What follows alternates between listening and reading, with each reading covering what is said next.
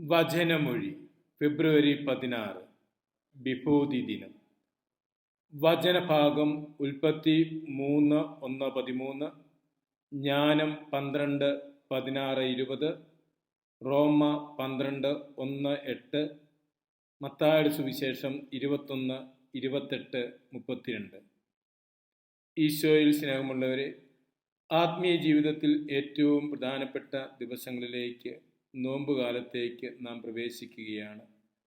ആത്മീയ നവീകരണത്തിൻ്റെയും ജീവിത വിശുദ്ധീകരണത്തിൻ്റെയും കാലഘട്ടമാണ് നോമ്പ് കാലഘട്ടം.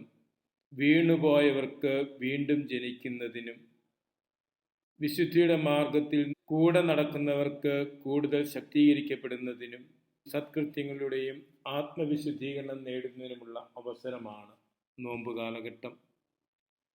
പാപത്തിൽ വീണുപോയ ആദിമാതാപിതാക്കന്മാരോട് ദൈവം ചോദിച്ച ചോദ്യം, നീ എവിടെയാണ്? ഈ ചോദ്യം നമ്മോട് തന്നെ ചോദിക്കേണ്ട ഒരു അവസരമാണ് നോമ്പുകാലം.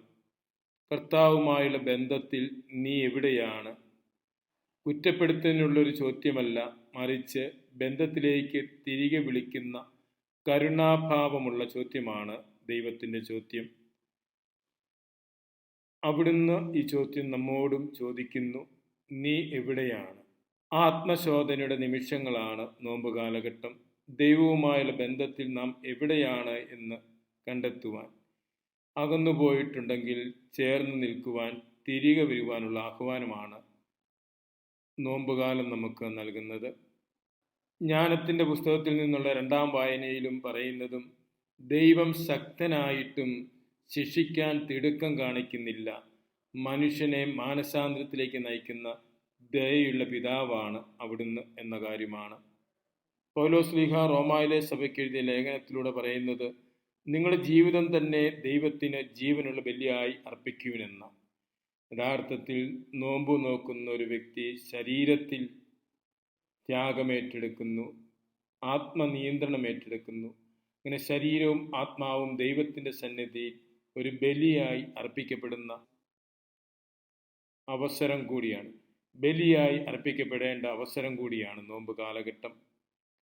മത്തായിയുടെ സുവിശേഷം 21-ാം അധ്യായത്തിൽ 2 പുത്രന്മാരുടെ ഉപമയാണ് സുവിശേഷത്തിൽ നിന്ന് നാം കേൾക്കുന്നത്. പ്രവൃത്തിയിലൂടെയാണ് അനുസരണം യാഥാർത്ഥ്യമാകേണ്ടത്. വാക്കുകൾ മൂലം അനുസരിക്കാമെന്ന് പറയുന്നതിനേക്കാൾ പ്രവൃത്തികളിലൂടെയുള്ള അനുസരണമാണ് കൂടുതൽ വിലയേറിയത് എന്ന് സുവിശേഷം പറയുന്നു.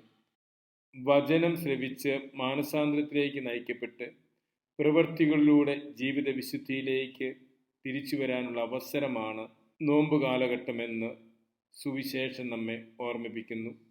നോമ്പിൻ്റെ ചൈതന്യത്തിനൊത്ത് ജീവിച്ച് വിശുദ്ധിയിൽ വളരുവാൻ, ആത്മീയതയിൽ ഒരു പടി കൂടി മുന്നോട്ട് കയറുവാൻ ഈ നോമ്പ് കാലഘട്ടം നമ്മെ സഹായിക്കട്ടെ. അതിനുവേണ്ടി നമുക്ക് പരിശ്രമിക്കാം, ദൈവകൃപ പ്രാർത്ഥിക്കാം. മിശിഹ നമ്മെ അനുഗ്രഹിക്കട്ടെ. ആമേൻ.